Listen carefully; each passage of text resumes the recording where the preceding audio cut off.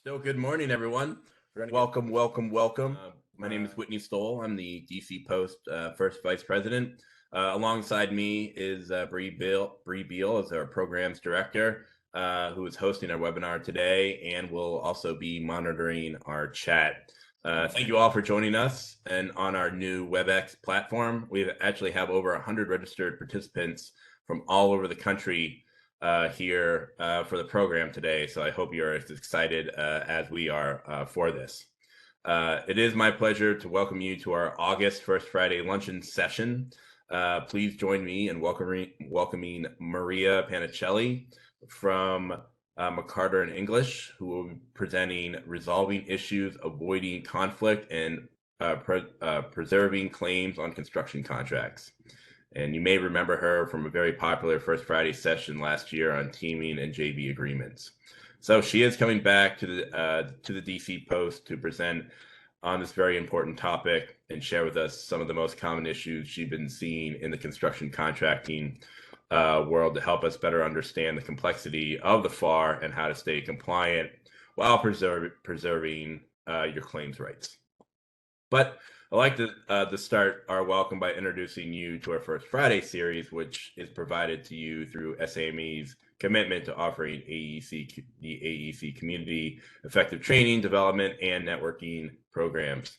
The DC Post is helping sustain the future of the profession with these monthly education-focused sessions to delivering topical and relevant content to our industry. So thank you all for joining us here today as we start our program. And please feel free to use the chat to introduce yourself to everyone throughout the presentation, ask questions so we can address them during the Q&A portion of the event. So this is a lunchtime session for those of you joining us on the East Coast, so feel free to eat your lunch during the program. And we are glad you could join us here today. And we're happy to offer this virtual program to our community, regardless of where you're attending from. Let's start with a moment of silence to remember our active duty military, first responders, and all who need our care and thoughts throughout the world right now. Thank you. And if you all would, please join me for the Pledge of Allegiance. So I pledge allegiance to the flag of the United States of America and to the republic for which it stands, one nation, under God, indivisible, with liberty and justice for all. Thank you. So we'd like to take a moment to thank all of our DC Post sponsors for your support, which is AMT, Black & Veatch, Christopher Consultants, Consigli, Gannett Fleming, Spiniello, Stantec, WSP, Jacobs, Woods Peacock, AB Facility Service Solutions, Arche Consulting, Prime AE, and Stanley Consultants. And we truly appreciate your support. We could not have pulled off these events without you, and we are grateful for your outstanding sponsorship. And your support helps us meet our society's strategic goals, including providing excellent content for our members, industry and government engagement, building resilient communities, connecting with our future leaders through our student and young member groups, enriching the STEM pipeline, and preparing our military veterans for life after the service. If you're not already a DC Post sponsor and would like to support the Post through annual sponsorship, we'd love to add your name to the list for future programs and events this year. So please visit our website for more information about sponsorship levels and how you can give back to the community through the DC Post sponsorship. And now it's time for the main program. So please note this program will provide one professional development hour through the DC Post, and look for an email with the subject line document delivery from DC Post and Eventbrite with a copy of the program slides and your PDH certificate. We are recording this session and we'll post a video on our website later on. I'm not going to read through the objectives, the learning objectives on the slide, since most of you saw the same objectives when you registered. I'm going to introduce you to our featured presenter. And when I do the introduction, if you haven't done so already, please use the chat, introduce yourself, add your LinkedIn profile, where you're calling in from, what post you're part of, and please use the chat throughout the presentation to share comments, ask any questions to the presenter, so we can address the questions at the end of the presentation. If there is a particular slide you want to talk about, please share those details as well. So now to introduce our presenter, Maria Panichelli is a partner at McCarter and English. government contracts group and represents clients in a wide range of industries, nationally and internationally. Maria specializes in procurement processes, bid protests, contract interpretation, and compliance counseling, and is experienced in federal subcontracting, contract terminations, and small business programs. Maria is an active industry member, lecturer, and author of government contracting and small business procurement topics. So Maria, thank you very much for joining us here today, and I'm going to turn this over to you. Well, thank you so much, Whitney, for that lovely introduction, and thanks to everyone out there for joining us today. I see some familiar names and also some new people in the comments, so nice to meet those of you who I have not met before, and nice to see those of you again who I've met through various other SAME events. So today we're going to be talking about, resolving issues, avoiding conflict, and trying to generally do that at the same time as preserving your claim rights going forward when dealing with issues that arise during construction contracts for the federal government. As Whitney said, my name is Maria Panichelli. I'm a partner in English, which is a full service law firm, but my group is the Government Contracts and Global Trade Group. I'm on the government contract side of things, as you might have guessed. And that means that all I do all day, every day is federal procurement and small business procurement. So I'm not a dabbler. The people in my group are not either. We are full-time government contracts folks, and we deal with kind of anything that comes up during the life cycle of procurement, kind of running the gamut from, interpreting proposal or, interpreting solicitations and helping figure out what that means for you, putting together proposals, all the way through terminations and, everything in between. As Whitney said, I do a lot of compliance issues, bid protests, small business procurement, but most relevant for what we're going to be talking about today is the REA claims and CDA claims litigation piece. And kind of where that dovetails into what I call performance and compliance counseling, which is when my clients just call and say, hey, this just happened. What should I do? And the idea is, you want to do what you can to resolve it and to be able to move the job forward, and obviously to keep everyone on good terms. The ultimate goal here is to make the government happy and to get good past performance and to, successfully, from your point of view and the government's and your subcontractors, or if you're a subcontractor, your prime's point of view, complete the contract. But also to the extent that there have been issues that have caused you to incur delays or additional costs, that you are doing what you need to do to be able to seek those on the back end and make yourself whole again. So, when myself and my colleagues are doing that type of performance and compliance counseling, there are the two different pieces. There's, what do we need to do now to resolve this issue and, mitigate damages and make sure everything's going forward and to hopefully smooth out whatever wrinkles are happening, but also, we have to do that with an eye towards the future and potentially, what you're going to need to do to resolve the bigger issues involving money and delays. So we're going to talk about some of the kind of the specific context in which these issues can arise and how to deal with things and kind of how to understand what the FAR requires you to do so that you can lay the appropriate groundwork while you're resolving things during performance, and that you're not surprised or kind of taken aback or limited in your remedies later on in the process. There's a lot to cover today. I was a little ambitious with the slides. So we're going to get as far as we can, talking about as many issues as we can. If I see questions come in the chat box that I can get to while we're going, I'll do that. If not, we're going to take some time at the end for questions. And of course, you've also got my information on the slides. You can feel free to reach out to me if we don't get to your question, or if, you just don't like asking questions in public, or if, you have a moment where you think of it 5 minutes or 5 days or 5 weeks after we sign off. Oops. Sorry about that. Slides got a little overeager. All right. So the goals, obviously, of any job, kind of as I was just, mentioning before, is you obviously want to complete performance, whether you're the prime and, you're in privity of contract with the agency yourself, or whether you're the sub and you need to get your portion of the job done so that your prime contractor is happy with you. Either way, you want to complete a contract and you want to complete it successfully. You want to hopefully use that successful performance to build a positive past performance record. That applies to primes, but now in this world where small businesses can ask for and use CPARs as small businesses, as major subcontractors, to start building a past performance record that could later allow them to transition to primes. This is a really important thing. And in order to build this kind of past performance record, you need to make sure that you're addressing and remedying issues as they come up, that you're trying to avoid to the maximum extent possible, but to the extent you can avoid, resolve disagreements and disputes as they arise. And of course, you want to do all of that with an eye towards, minimizing combativeness, and you don't want to get aggressive, and you don't want everything to be adversarial. You want to be looking at this like a cooperative relationship, because that's what it is. But to the extent that, you do have interests in ultimately being made whole, if there were things that cost you more money or took you more time, you need to make sure you're preserving your claim rights.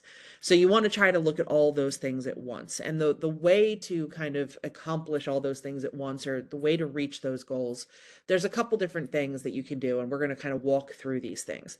The first thing is you got to learn to differentiate between the types of issues. The reason that that matters is that when you're talking about your right later to seek additional time or to seek additional money through a request for equitable adjustment, an REA, or a claim, your right and your entitlement is going to be based on FAR specific, or specific FAR clauses, issue specific FAR clauses. If it's a differing site condition versus if it's a delay versus if it's a defective spec, you're going to have to ultimately, when you hire someone like me, or when you have your in-house counsel, or when you have, your contract manager that has done a lot of these before, put together an REA or claim, you're going to need to say, hey, this is the clause that was in my contract. It said this. Here's what happened. And you're going to need to know how to tie the events back to the right clause. And that requires you to understand what is happening. Is this a delay? Is this a change? Is this, a differing site condition? Is this an issue of a punitive punch list? They're all things that kind of are treated differently. So you want to know what kind of issue you're dealing with. The second thing is you want to recognize the trigger moments. As with everything in government contracting, and for those of you who have ever gone to a webinar that I've done with protests in particular, the FAR, the Federal Acquisition Regulation, always has different jumping off points and different kind of choose your own adventure paths that you follow depending on a lot of other factors. So once you kind of know what FAR provision you're dealing with, what situation you're dealing with, what type of issue you're dealing with, you need to recognize, the trigger moments and what they trigger. In other words, if X happens, I need to be looking for X, not Y or A, B, or C. But then when X happens, what do I need to do? What am I looking out for, and why? What do I need to do in reaction to that thing that I'm looking out for when it ultimately happens?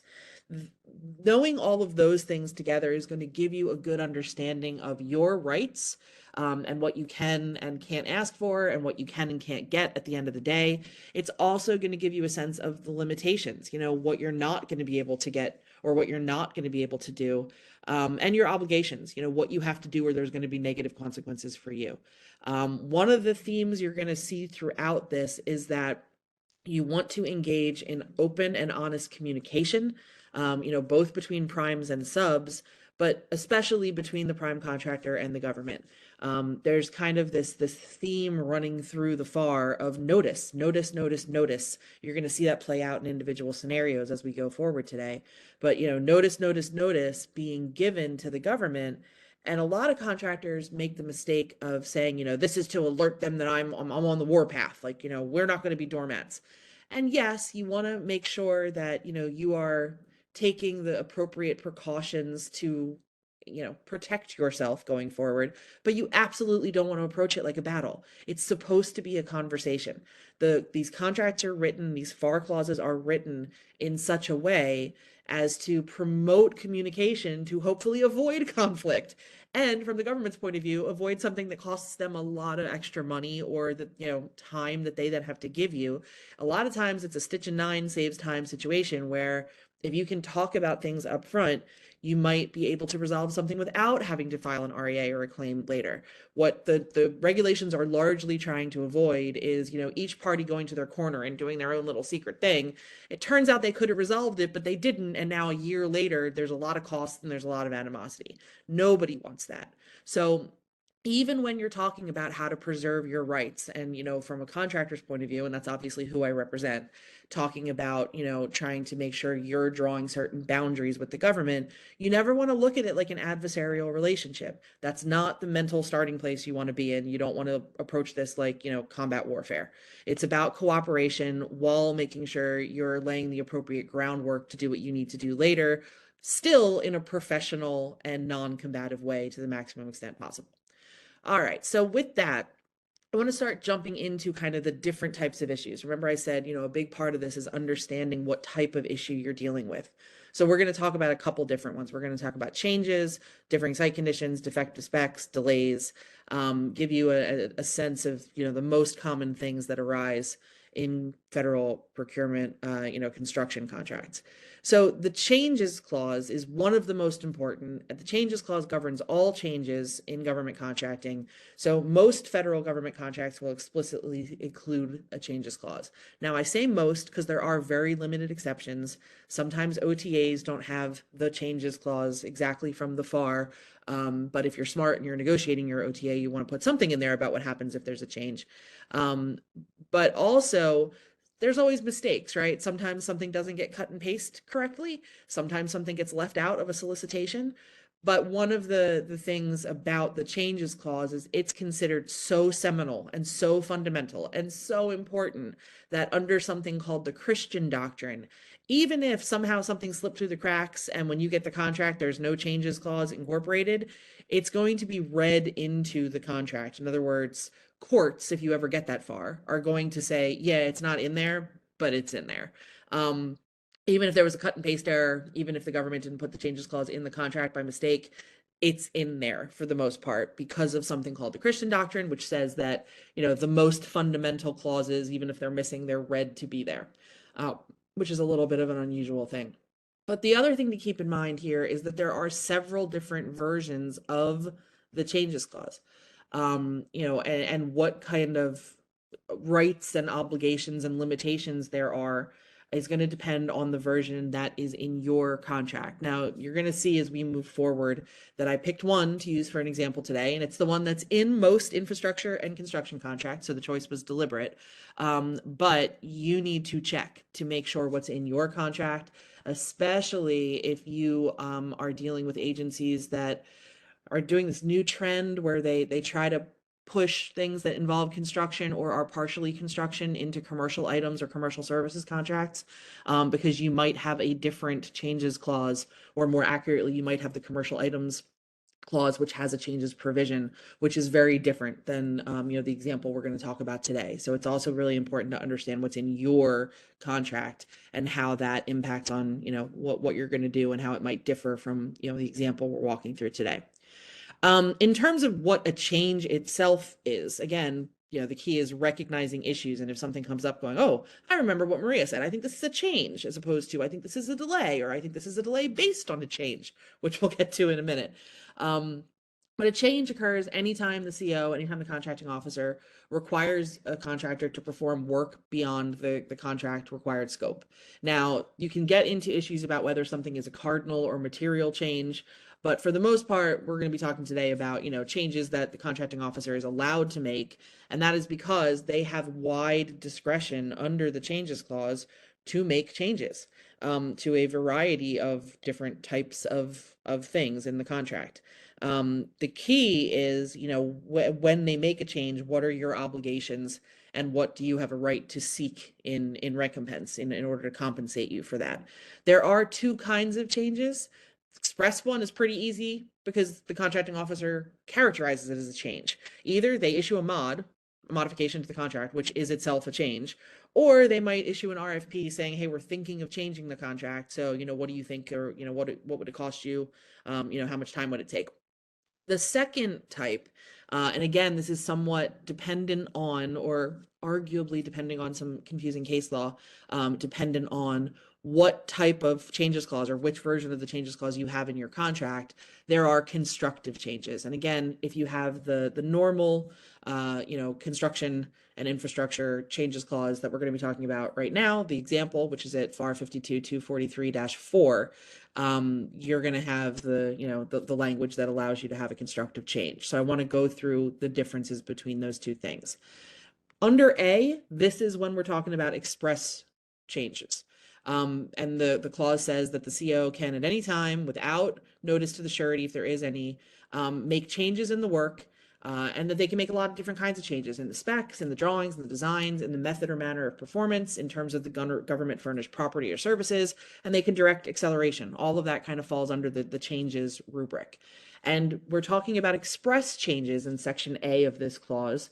So you'll see the written highlighted portion, by written order indicated or designated or indicated to be a change order. So, again, the government itself is saying this is something that is different than what we contemplated under the original contract. There's no, disagreement or dispute or uncertainty over the fact that the contract is changing. It's an express change. All parties are on the same page.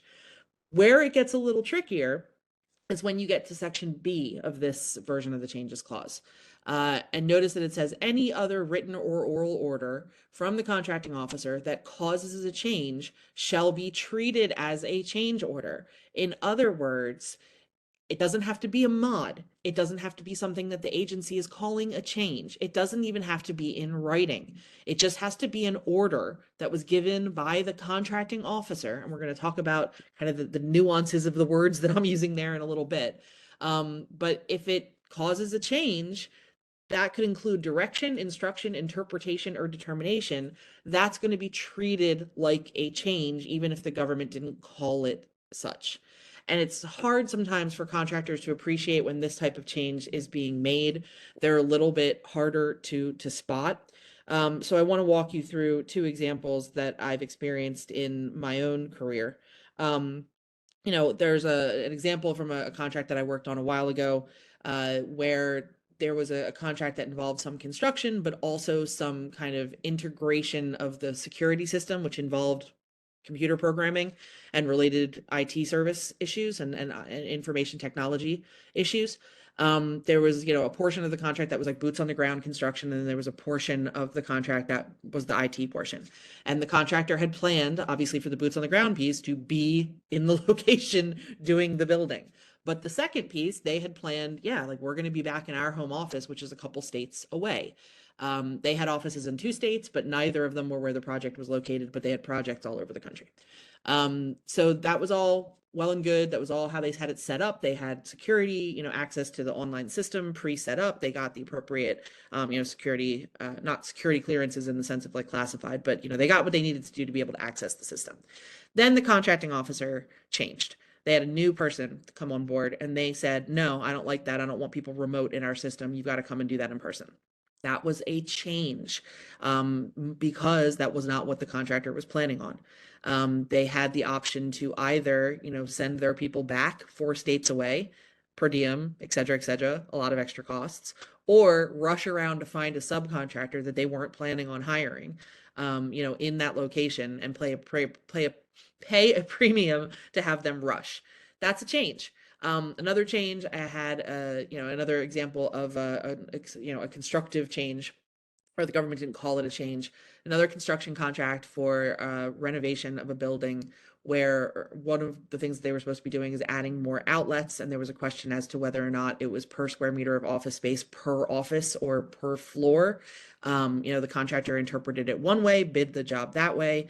Later, the contracting officer did not agree. So they said, no, you got to do it in line with my interpretation. So the contractor went ahead and did that, but that's a lot of extra money. And the idea was, what are we going to do about that? So that's kind of leading into the next section where I talk about the preservation of rights. But the key for, those two examples is you can see how even if the government doesn't say, here's a mod, or here I'm making a change to the contract, there are things that do change the party's understanding of what's going to be done under the contract. And that's oftentimes where a contractor is going to say, I think this is a constructive change. And the reason I'm spending time on this and identifying this is because, like I said, contractors have a hard time sometimes recognizing that that is a change under the changes clause. Why does it matter if they fail to recognize it or they recognize it? Remember up front where I said one of the most important things is recognizing your trigger points, right? The reason that we're talking about a lot of these things is because you want to solve the disputes, you want to resolve things, you want to perform successfully, and you want to preserve your rights to get compensated for any additional costs or delays incurred as a result of this change.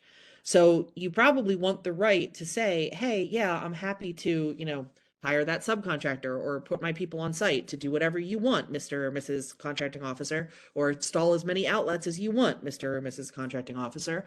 But, that's going to cost me an extra $500,000 and it's going to take an extra month, or it's going to cost me an extra $20,000 and take 4 days, whatever the case may be, or, $15 million and 2 years.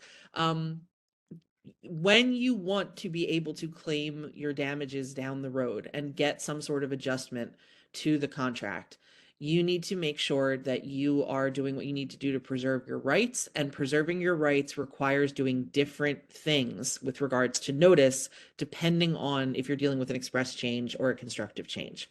Going back to the changes clause, section B, which we talked about, that's the one about constructive changes, says that, if you're talking about any other written or oral order, even if the government doesn't characterize it as a change, the law is going to treat it like a change. But we didn't see the second part before I added it. The clause, but I didn't have it on the previous slide. It says, provided that the contractor gives the contracting officer written notice. And again, the reason this is important is under section D of the clause. If there's a change that requires you, to increase costs or increase time, you're entitled to, request an equitable adjustment to the contract. You can only do that if you can characterize it as a constructive change, and you can only characterize it as a constructive change if you give the appropriate notice. So it's very important for contractors to be able to spot constructive changes and to say, oh, that's right, this means I need to give notice. The notice needs to state the date, circumstances, and source of the order that you're claiming is a change. So in other words, on August 5th, you told me that I had, that we were not going to be allowed remote access to do the IT portions of the contract, and that we had to have people on site in, whatever state, to do the project. I view that as a change, and I am happy and will go ahead and do the work, but I reserve my right to seek an equitable adjustment, to the time and the price as necessary. And in the best cases, you also would talk about, your estimate of what you think, that change is going to cost you.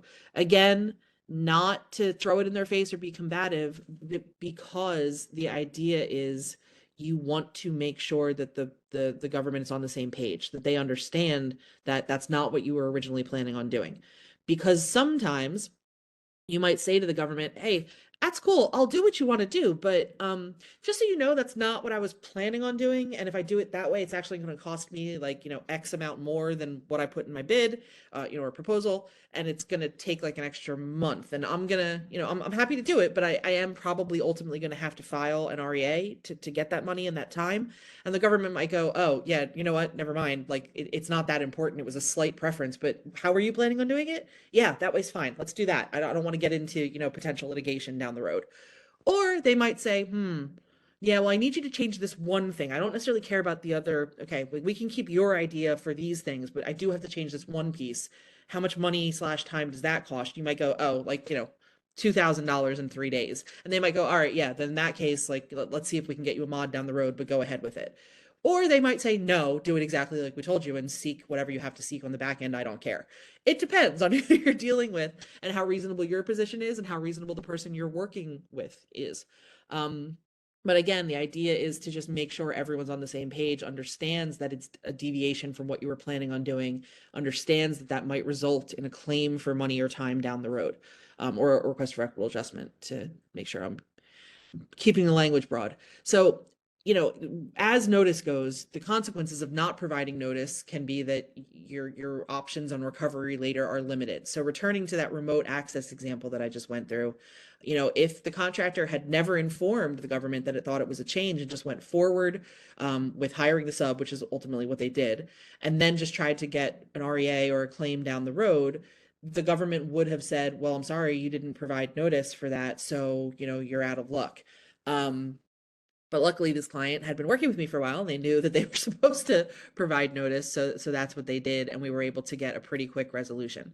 Now, it's not that you can't ever get resolution if you fail to give notice, but it's that you have a much harder climb. It's that it's going to take a lot longer, and you're going to end up paying someone like me a lot more, and you're going to have to wait for your money a lot longer. So just probably want to avoid that. You probably just want to do what you need to do to give notice and get paid as quickly as possible. So questions and common mistakes relating to changes. When the government issues an RFP, are you required to provide notice of the change? No, because when you're talking about an RFP or mod, the government is kind of acknowledging that there's a change. It's when the contracting officer on the second bullet point, changes the means or methods of the work, or gives you notice that they're interpreting the contract differently than you, and they're not characterizing it as a change, but it does change something for you. That's when it's a constructive change where you need to give notice so that you're on the same page, so that you can figure out if there's an easier way of reconciling your two understandings that might not lead to having to adjust the contract down the road.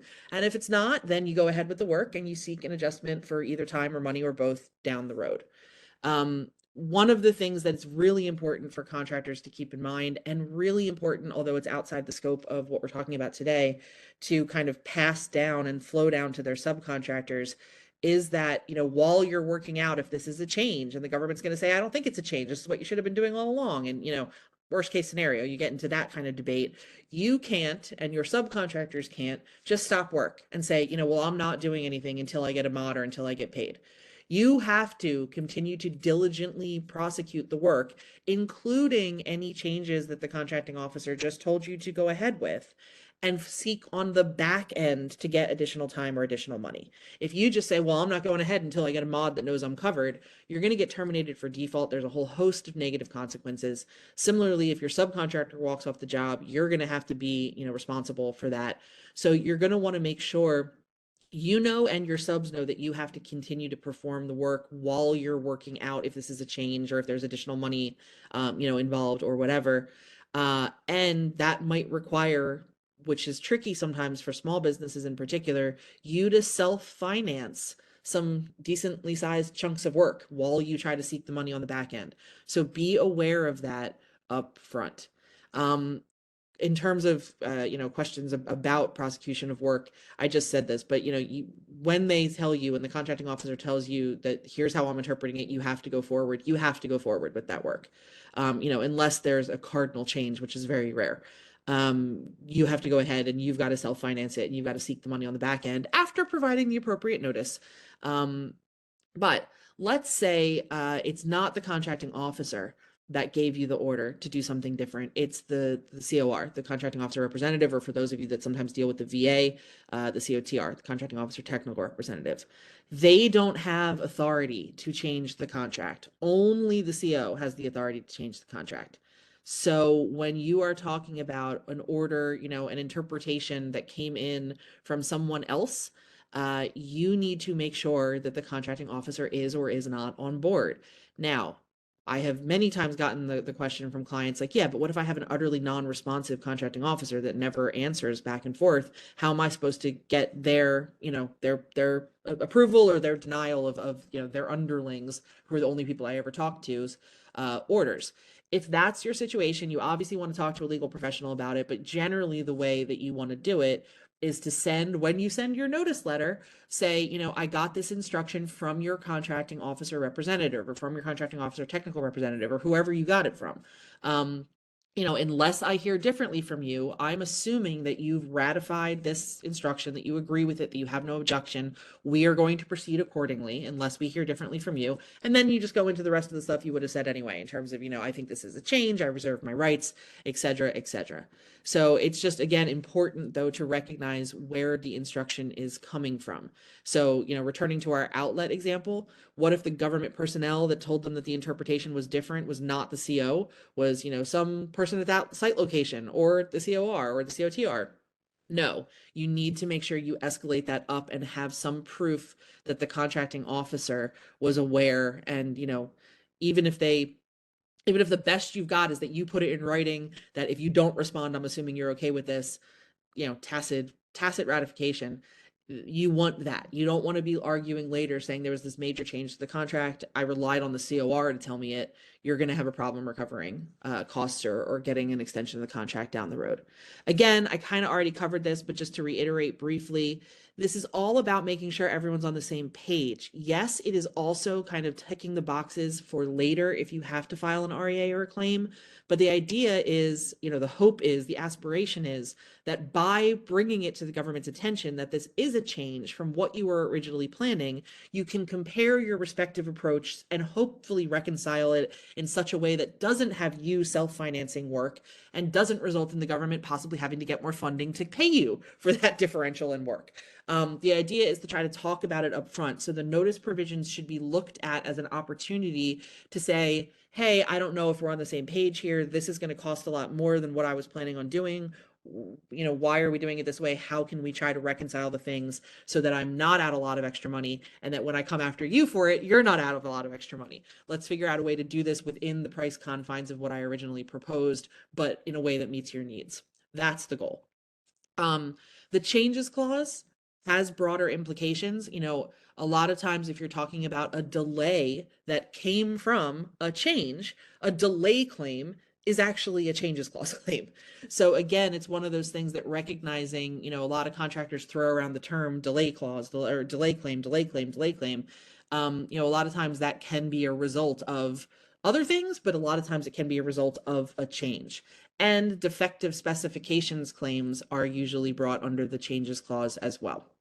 So moving on to defective specifications, the idea with defective specifications claims, which is obviously another really big issue, or defective specification issues, I guess I should say, another big issue that comes up often in construction is that, the government warrants that their specifications, if followed, result in a successful product. And that means, or, a successful project. That means the government bears the risk. So in general, for you, the contractor, to recover later, if you need additional time or additional money in connection with something that was a defective specification, you need to demonstrate that it was a design specification and that, it was defective or impossible to perform. So the two key things here that come up and the two things you need to assess with a legal professional are, is this a design specification or a performance specification? Design specifications set forth in detail the materials to be employed, the manner that the work is to be performed, etc. It's more of a detailed roadmap. Performance specifications basically set the goal and say, like, you figure out how to get there. It's only the design specs that are going to be, under kind of government warranty. If you came up with the solution and it doesn't work, that's on you. But if the government spoon fed you how to do it and what you followed that and it didn't work, that's on the government. The other big issue that comes up and the other big thing that you kind of need to work through is whether it's a latent defect or it's a, depending on who you talk to, people pronounce this differently, either patent or patent defect. The idea there is, okay, let's even assume that the specs or the design or, whatever that you got was defective and the government, is at fault for that. Was it so obvious on the face of the contract documents that you should have pointed it out during bidding?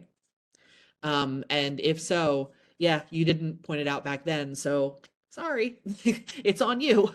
As opposed to, no, it was only obvious like once we got on site and once we started doing stuff that there was a problem here, in which case then you have an argument that, the government owes you, the contractor, additional time or additional money as long as you go through the appropriate procedures. So in terms of the damages or the costs that you need to then start tracking, that you can get when you're seeking additional time or additional money with regard to defective specifications. You can get the costs incurred to repair or replace defective stuff used at the, defective work resulting from a defective specification, the costs incurred in attempting to comply with those defective specs, costs incurred as a result of additional work required as either a correction or a workaround or both, and then again delays, which again would still be under the changes clause to defective specifications. So an example of a contract that I worked on involving a big defective spec claim, amongst a host of other issues. Contract called for a specific type and class of pipe to be used at a specific depth. The specific pipe was not appropriate. It was not strong enough to be used at that depth based on industry standards. It also didn't have the appropriate casing for the corrosive soils that were in that particular geographic location. The pipe ended up bowing, breaking, bending, complete mess, had to be pulled out. New pipe needed to be bought, and the new pipe needed to be installed. As you can imagine, that was a huge undertaking, basically doubled the second half of the work on the job. So the contractor incurred a lot of damages. The key there was, well, okay, what did I just say about patent/patent versus latent defects? The government came back and said, well, you're right. This was absolutely the wrong class of pipe, but it was right there on the specs when you bid it. So, you're responsible for that. And we said, oh, no, we're not, because here's the letter we sent you during the Q&A period where we said, are you sure you mean class 4 pipe and not class 5 pipe? Because, based on this, we think it should be class 5 pipe. Are you sure? And they said, bid it as you see it. So that takes care of that. But another reason to, if you didn't have enough reasons, be really, really careful when you're reviewing the contracts, and the designs and the specifications up front. All right, so differing site conditions is the next thing I want to talk about. There are two different types of differing site condition, type 1 and type 2. They both relate to, we were expecting A and we got B, and B was materially different than A. Type 1 is when it's materially different from what is indicated in the contract, and type 2, a little bit less bright line test and a little bit rarer in my experience, claims based on this, are when what you ultimately get, the contract differs materially from what you kind of assumed based on being a contractor that's done a lot of these and what is normally, like what's the standard for jobs of this site. What's inherent in the work of the character provided for in the contract. This is another situation where notice is really important. You have to give notice before the conditions are disturbed. And again, you have to give it to the contracting officer. And if you fail to give that notice, you basically lose your right to later get additional time or additional money or seek an adjustment to the contract. And again, it's another scenario where the idea is, instead of just going, oh, this is completely different than I was expecting, let's just go ahead and, incur thousands of dollars, tens of thousands, hundreds of $1,000s in costs in fixing it. Maybe run it by the government first. Maybe they don't want you to spend all that additional money. So, maybe they'll change the contract, or they'll do a partial T4C, or, they'll pause the job. They'll issue a suspension while they figure out what to do with a new design. Maybe they don't want you to do that. So it's again about hopefully resolving the issue and not having you incur additional costs before you start. And then, if and only if the government goes, yeah, all right, that's a problem, go ahead and fix it, do what you need to do, then getting the money or the time on the back end. Another big thing that's important for differing site conditions is that I won't get into too much detail because we're too short on time. We could do an hour on each of these topics. But there are kind of factors that you need to establish when you put an REA or a claim together for differing site conditions. And one of them is that the condition was not reasonably foreseeable. And a lot of times what that means is that based on not only the documents you had in front of you, but any site visits or inspections that you were allowed during the bidding and the proposal process, that, you couldn't have foreseen that this was going to happen. So a lot of times you need to kind of keep this in mind when you are also looking at what differing site conditions came up and what you could have looked at during your inspection. And you need to look with an eye towards that when you're doing your inspection and make sure that you kind of alert the government if there's an issue at that inspection stage. When you're talking about the difference between differing site conditions and defective specifications, a lot of times there's the presumption that a differing site condition is automatically a defective spec, but it doesn't work the other way. A differing site condition occurs when the physical conditions on the site are materially different than what was indicated. A defective specification is when the plans and specs direct you, the contractor, to perform the work in a way, that will not render a satisfactory result. So it's a little bit different. When you are talking about delays from differing site conditions, again, those are under the differing site condition clause. Now, when you're just talking about delays in general, you always have to tie it back to a clause, whether it's the changes clause or the differing site conditions clause, or, whatever led to the delay that you are suffering. That's where you're going to need to go. You're also going to need to be careful to distinguish delay from disruption or inefficiency. If you are actually delayed from working and the critical path is stopped, that's a delay claim. If you're just forced to move things around and it costs you more money and it's inefficient and you're kind of stacking trades and things like that, that's different. That's a disruption claim. And when, someone like me helps you then put together a claim or an REA down the road, it's very important to differentiate between those two. And while you're performing, it's very important to be in touch with a legal professional, and especially to kind of have your arms around cost principles and FAR accounting issues to make sure you're tracking your costs effectively. You also need to distinguish delay from acceleration. Acceleration is when the government tells you to speed up. That's different than being delayed. Sometimes acceleration comes after a delay. Obviously, they're related concepts, kind of like hurry up to catch up. And then delay is also different from constructive suspension. Delay is, the work is held up on the critical path. Constructive suspension is I literally can't go forward until the government, moves forward. When you are talking about types of delays, you always need to be assessing whether it's compensable or excusable or contractor caused. Compensable is when you have a delay that's purely the fault of the government, purely attributable to the government. You, as the contractor, are going to be entitled to both time and money. If it's excusable delay, most recently a lot of COVID delays were considered excusable. It's not your fault, but it's not the government's either. You're not going to be on the hook for finishing on time, but you're not going to get extra money for the delay. Excusable means you get the time, but not the money. Contractor caused is all your fault. You get neither the time nor the money, and that includes if it's your subcontractor's fault. The big thing to keep in mind here is that these types of delays can overlap. You can have a subcontractor that's causing a delay for the whole month of March, and the government caused a delay from March to June. That month where your contractor, your sub, was also delaying the project, you're not going to get that. It automatically renders compensable delay down to excusable, or potentially usually down to excusable. The government delay needs to be the sole cause of a specific period of delay for you to be entitled to money as well as time during that period.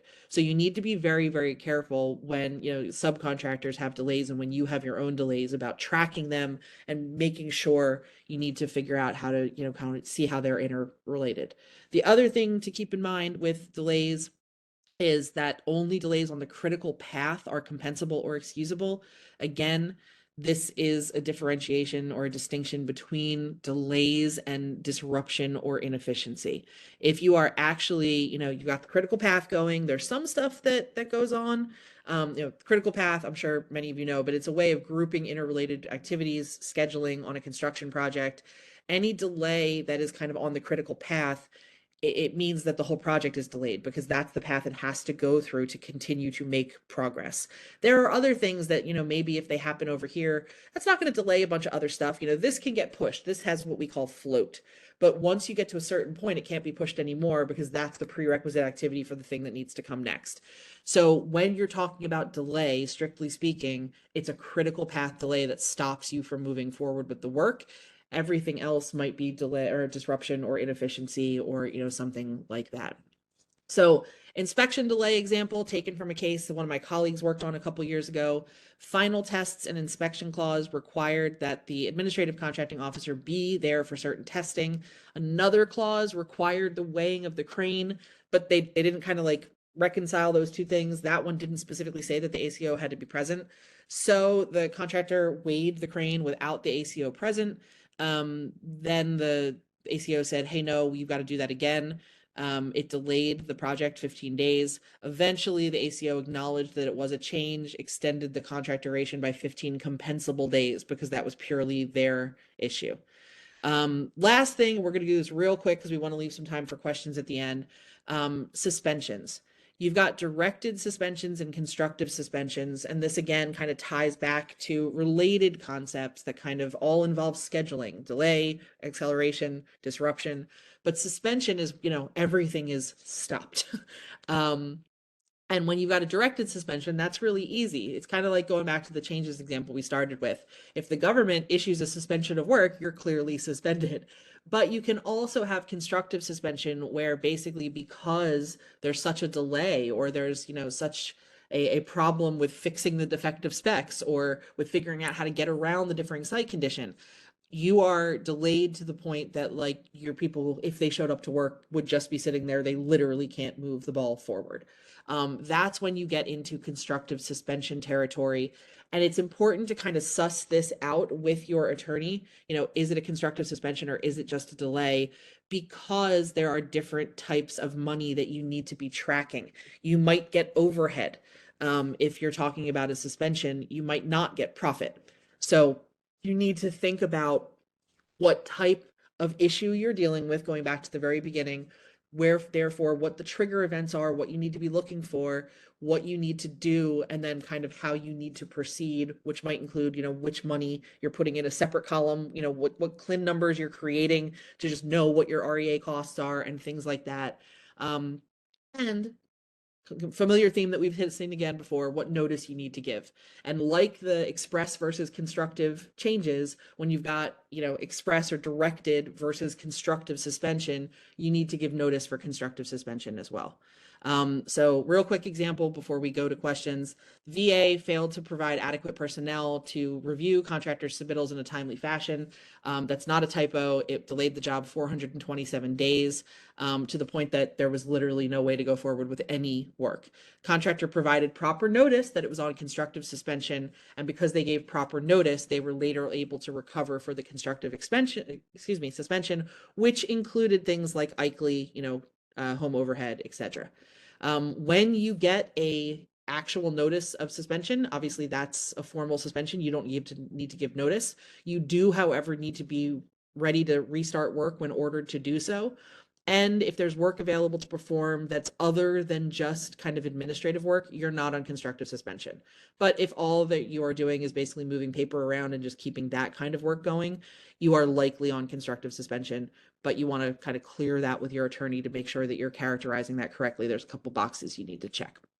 All right, so with that, I will turn it back over to our people so that we can start taking some questions. I think they're also going to then do some wrap up, and then I'll stick around for some additional questions after that.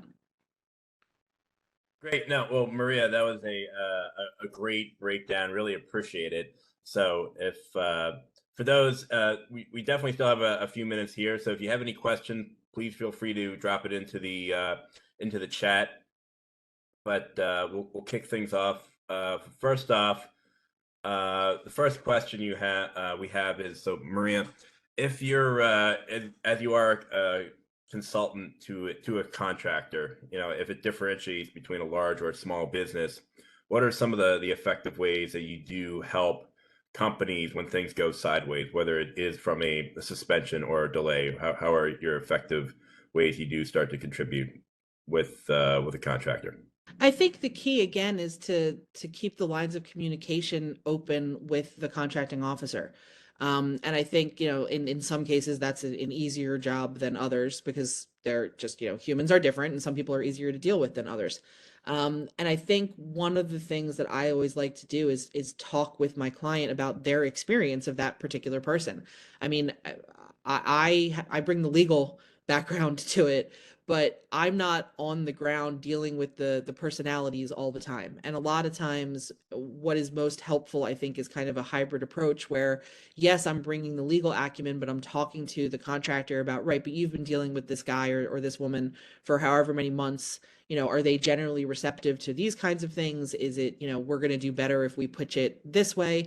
And it's a lot of times just a fact, a scenario by scenario analysis. I just had a conversation with a client yesterday about, because we realized that we're coming up on, just because he knows based on stuff he knows about the agency and certain rumor that we're coming up on contracting officer possibly retiring, we're coming up on some funding rolling over, that, rather than continue this project that's gone disastrously wrong because of a couple differing site conditions, maybe a proposal to do a T for C instead of trying to resolve the issue might be better.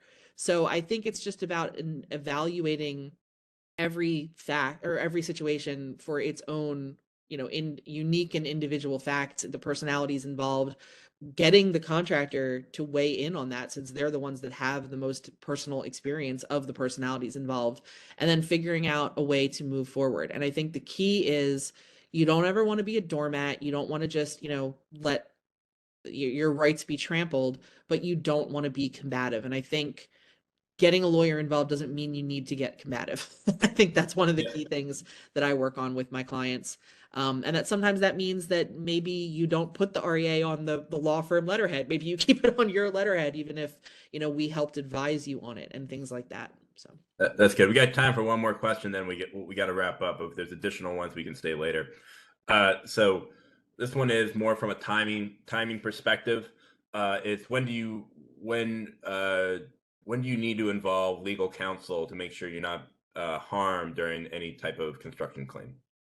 I think it, again, depends. I think it depends on how much. I think partially depends on if you've got in-house counsel or not. It depends on what your resources are like.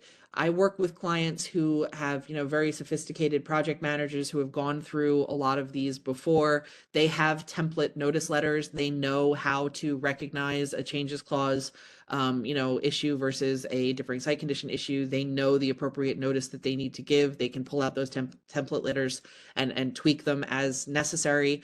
I have clients that, feel comfortable going all the way up through the REA stage themselves and only reach out to me if their REA doesn't get paid. I have other clients that are, just starting to get their arms around this, and they want to make sure that they, have me come in for training to give something like I just talked about today, to make sure that all their people understand how to recognize a constructive change. And then they reach out to me to help them, or either write, or they have me edit their notice letters. It really depends on how comfortable your company feels with kind of your facility with the FAR and what you need to be doing, and your sophistication level, and also again, the personalities involved. Are you dealing with a difficult sub that as soon as this goes wrong you think they're going to get super litigious? You probably want to have me involved. Then you probably want to have me copied on the emails. If you're not, and you're getting along with your sub and there's not an issue, maybe you don't need to involve me until you get to the REA stage. It really depends on when you feel comfortable, or when you feel certain that, I know what I'm doing enough that I'm confident I'm preserving my rights, and I'm not gonna, when I call Maria 6 months from now, have her say, yeah, you probably shouldn't have signed that mod because it had waiver language. If you've already been through a situation where you know what to look for and you know how not to sign a mod with waiver language, you don't need to call me for every mod. But if you've never heard that concept before, or you're saying, what's she talking about? I don't even know what she could mean by waiver language. Then that's probably, doesn't necessarily have to be me, but I would recommend you call a lawyer, and I would absolutely recommend you call a lawyer that's specifically familiar with government contracts. General commercial litigators think that they know government contracts enough. They don't. It's an area where you don't know what you don't know. So you need a government contracts lawyer.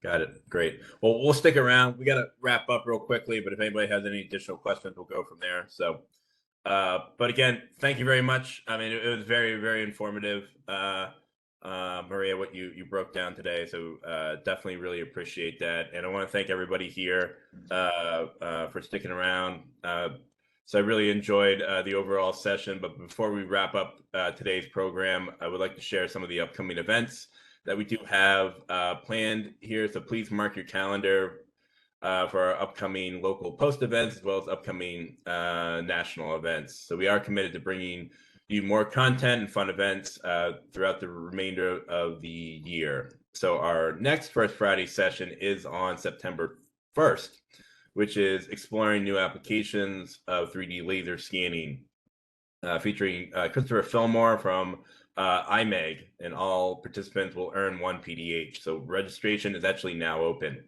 And if you're interested in sharing your knowledge on current educational topics for our First Friday series with our members, we are accepting presentation applications starting actually in January 2024. So please visit our website to learn more about your topic today.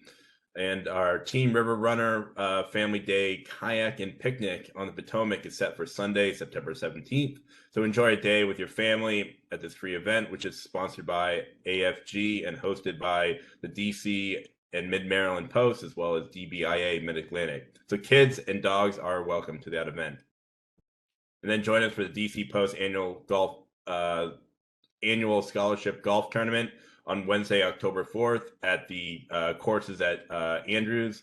You don't want to miss this fun day with one of the most challenging courses on a military installation at Joint Base Andrews.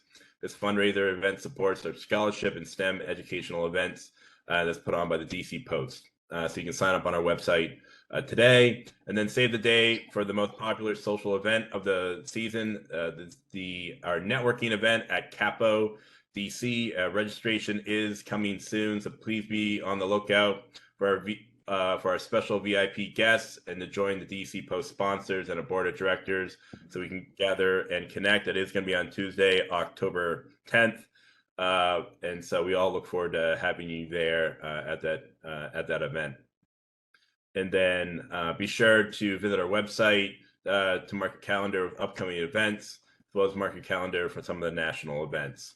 So thank you all again for attending our first Friday sessions with Maria and providing excellent content for our session today. So please be on the lookout for the document delivery with the slides and your PDH certificate. And we will post a recording on our website later on this month. You'll also get an email from our presenter for more information what was presented. So have a great weekend, everyone, and we'll look forward to seeing you at our event next month. So thanks again. No, Maria, that was great. So we'll give Good. a minute. Thanks. Yeah. It's always hard to figure out, like, how much to put in. And it's hard with construction because, like, those are like the bare minimum that you want to cover, but that is a lot. So I guess from a curiosity, from a large businesses obviously have a lot more, from looking at it from a small business perspective, obviously when to involve you, whether it's from a suspension perspective or from a delay, they don't have nearly the people, or maybe it's a subject matter expertise, whatever it might be. So from a timing perspective, when should they actually involve you? Should be, all right, it's not when it actually happens, when they get the suspension. It should be they have the hearing of it, like from a timeline perspective. When do you actually, when should a small business look at it versus when from a large business be thinking about those? I think the clients that it works out the best for, and I think that the challenge for small businesses is that it's a matter of, to your point, you might not have as deep a bench internally. Yeah. What's your bench? What's your bench look like? Are you the Yankees? Are you the Yankees? Or are you the Oakland A's? But you might not also have the financial resources to have me on the phone 3 hours a day, from day one. So usually what I try to do with my small business contractors is work with them. In an ideal world, they call me when they say, hey, look, this job is starting to go sideways.